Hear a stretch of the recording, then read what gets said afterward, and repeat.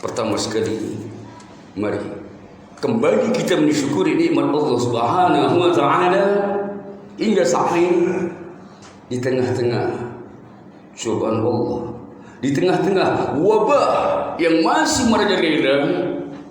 Allah selamatkan kita sehingga kita dapat memasuki bulan Dzulhijjah dan insyaallah melaksanakan ibadah korban dan sholat Idul Adha. Mungkin saudara kita yang lain terlebih dahulu berpulang. Kemudian salawat dan salam semoga terus tercurah kepada Nabi kita Muhammad sallallahu alaihi wasallam. Allahu akbar, Allahu akbar walillahil hamd. Saudaraku hadirin hamba Allah sidang jamaah Jumat jamaah Idul Adha yang dirahmati Allah Subhanahu wa taala. Pada pagi yang berbahagia kita di negeri Indonesia khususnya di Medan instruksikan pelaksanaan Idul Adha dibatasi pada jam 7 dan seterusnya. Tapi tidak mustahil. Saudara kita yang seakidah, yang bernaung di bawah kalimat la ilaha illallah di penjuru tanah air juga bertasbih, bertakbir, bertahmid dan kalimat la ilaha illallah berkundang pada subuh yang berbahagia ini. Oleh kerana mari alhamdulillah kita syukuri meskipun Menteri Agama telah melarang sebahagian di daerah tertentu di Jawa dan sebagainya untuk melakukan sholat Idul Adha. Tapi saya berpikir sebagai Menteri Agama yang bertanggung jawab menentukan kebijakan negeri ini beragama Islam, kalau mau pikir dengan rasional benar secara akidah iman, dipertanyakan apa yang dia komitmenkan, yang dia putuskan tadi. Kenapa? Tidak ada satu hamba Allah yang berani menentang hukum Allah, melarang hukum Allah, melarang sholat Idul Adha. Pertanggungjawaban bukan hanya di dunia, bukan hanya di Indonesia, tapi nanti di hadapan Allah Subhanahu wa taala pertanggungjawaban hukum Allah terhadap. Memang secara negarawan silahkan takut dengan itu, tetapi kalau Allah akan bertanggung. Tidak ada satu pun hamba Allah melarang sholat Idul Adha. Camkan saudara, walau kita rakyat biasa, jangan tunduk patuh pada peraturan yang seperti itu. Itu hanya peraturan ateis yang tidak bertuhan. Nauzubillah min dzalik. Suku mukmin, takutlah kepada Allah. Jangan karena takut kepada pemerintah tadi atau aparat tadi yang melarang sholat Idul Adha, atau takut kepada makhluk Allah yang namanya virus COVID Corona, kita tinggalkan beribadah kepada Allah. Tapi lebih takutlah kepada Allah. Apapun ceritanya, kena Corona, tidak kena Corona, Anda akan mati. Jangan karena takut kepada makhluk Allah yang namanya Corona atau COVID tadi, Anda tidak melaksanakan Idul Adha, sholat Idul Adha, tidak sholat fardu dan sebagainya, Anda akan mati juga, mati di dalam kuburan, engkar kepada hukum Allah. Oleh karenanya, semua makhluk Allah dikendalikan oleh Allah Subhanahu wa taala, ditentukan. Oleh karenanya, kita wajib berikhtiar, jaga kebersihan, pakai masker dan sebagainya.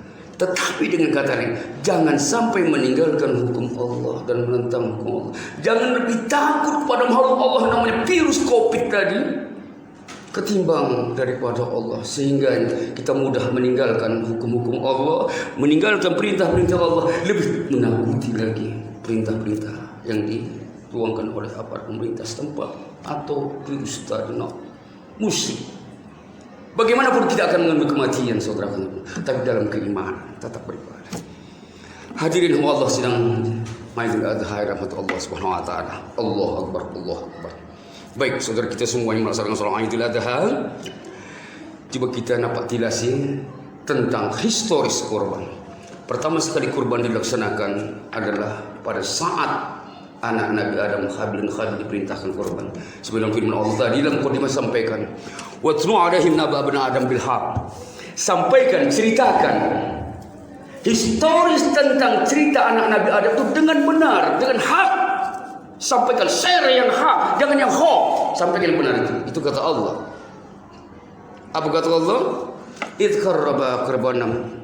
Ketika kedua orang yang berkorban, maka berkorban salah seorang di antaranya, fataqabbal min ahadihima. Allah terima korban yang satu. Dan yang tidak diterima oleh taqabbal min akhar, yang satu lagi tidak diterima. Apa sebab? Terjadi kecemburuan. Satu ikhlas karena Allah berkorban, satu karena kebanggaan.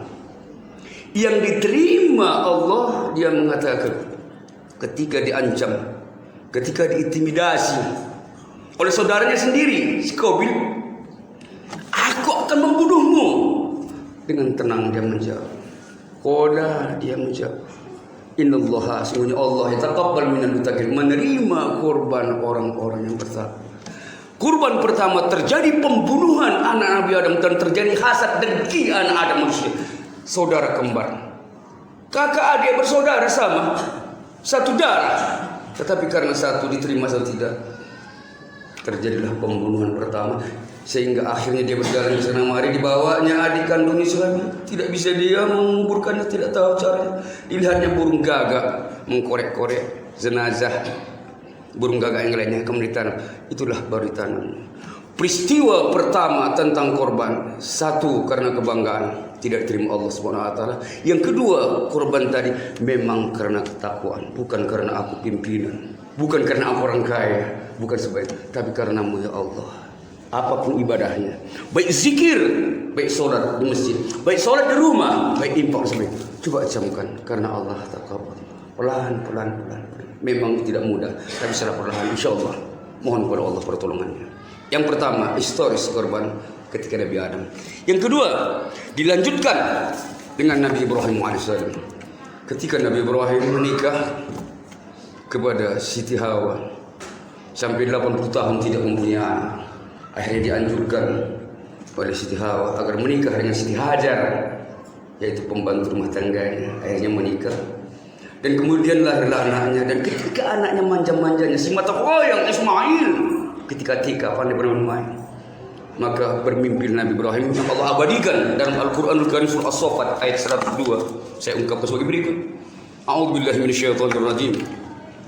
Falamma balagha ma'ahu sa'iyya qala ya bunayya inni a'rafu ma ini al-bahuk fanzur madza tara qala ya abati ibn ma tu'mar satajurni insyaallah minas sabirin.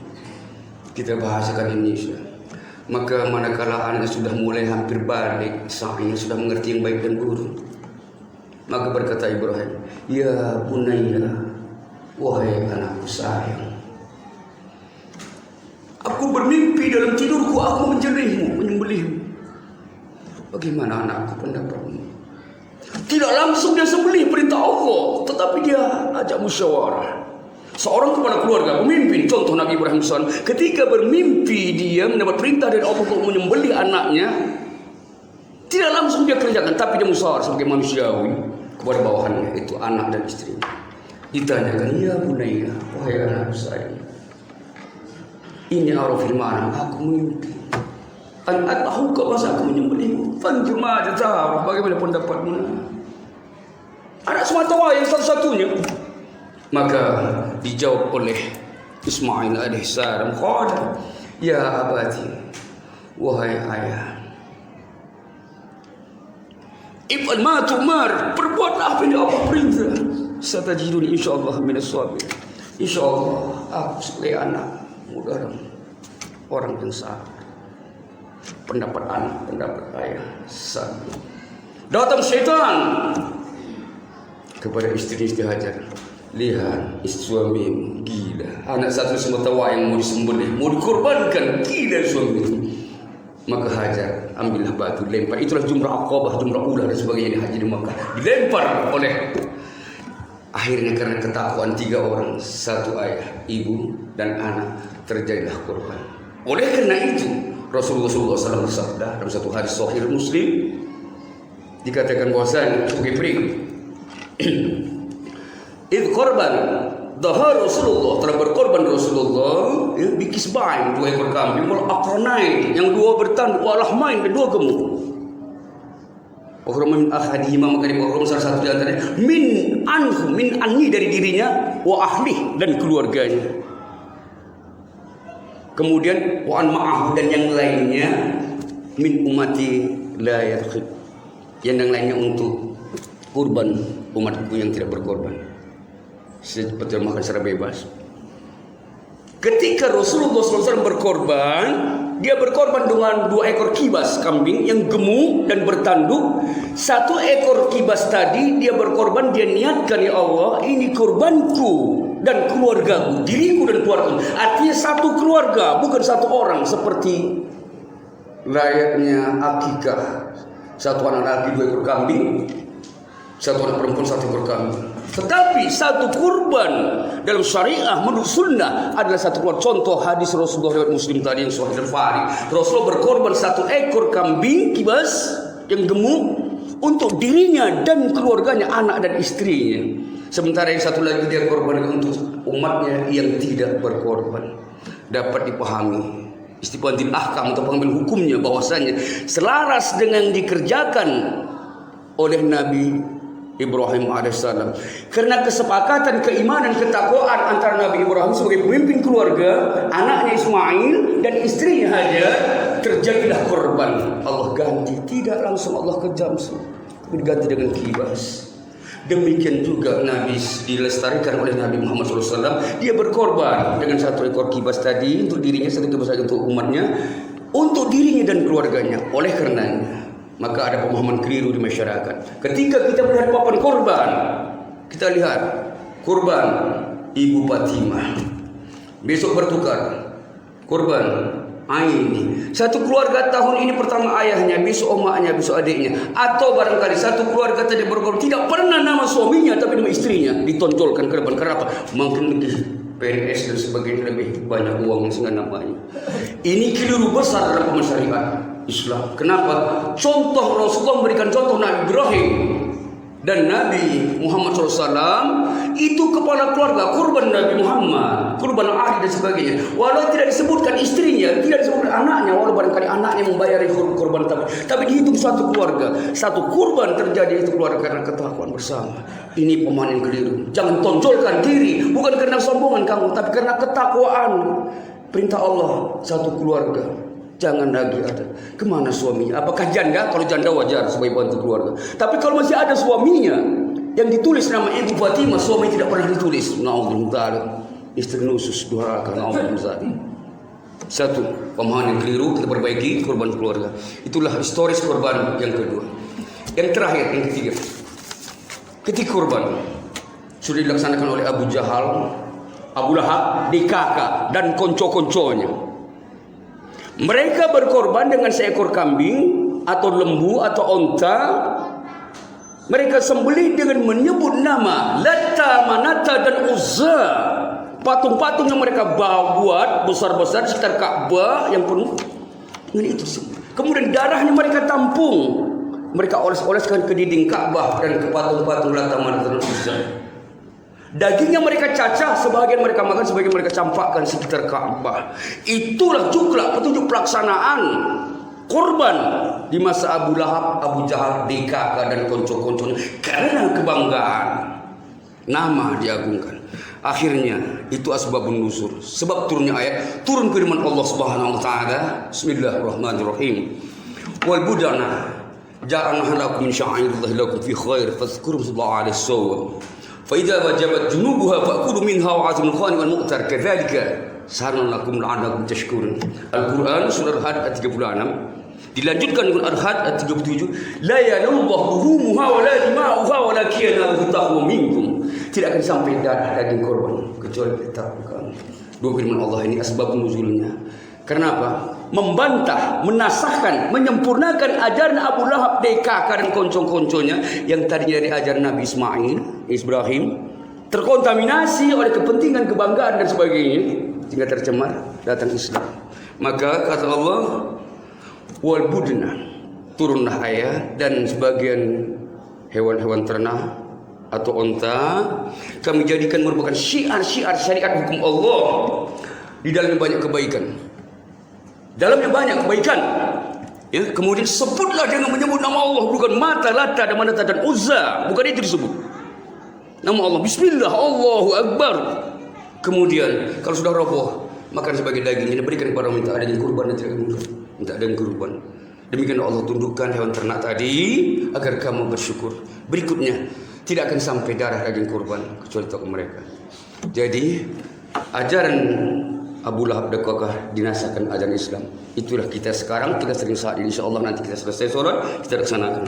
Cuma sebagai barangkali sebelum menutup, ada satu penting yang kita perlu perhatikan. Terkadang ada yang tercederai ibadah kurban ini karena kita menganggap remeh. Yang pertama, satu, Rasulullah bersabda, saya akan tambah sedikit, Dalam hadis sahih riwayat Ahmad dan riwayat Muslim, man tusa'ah falam yudhah falam qurban musallan. Barang siapa punya kelapangan, punya kemampuan, tidak mau berkorban, maka jangan dekati tempat salat kami, kata Rasulullah. Sanggup berkorban, mampu berkorban, tapi tak mau berkorban, jangan dekati tempat salat. Mendekati salat apalagi ikut salat. Berbeda pemahaman fikih dengan sunnah, saya jelaskan. Kalau fikih koridornya sah batar, diterima Allah, tidak terima tidak menjadi urusan, sah batar, cukup syaratnya. Tapi secara sunnah, lihat sabda Rasulullah, man amala amila laysa alaihi amruna fa huwa raddun.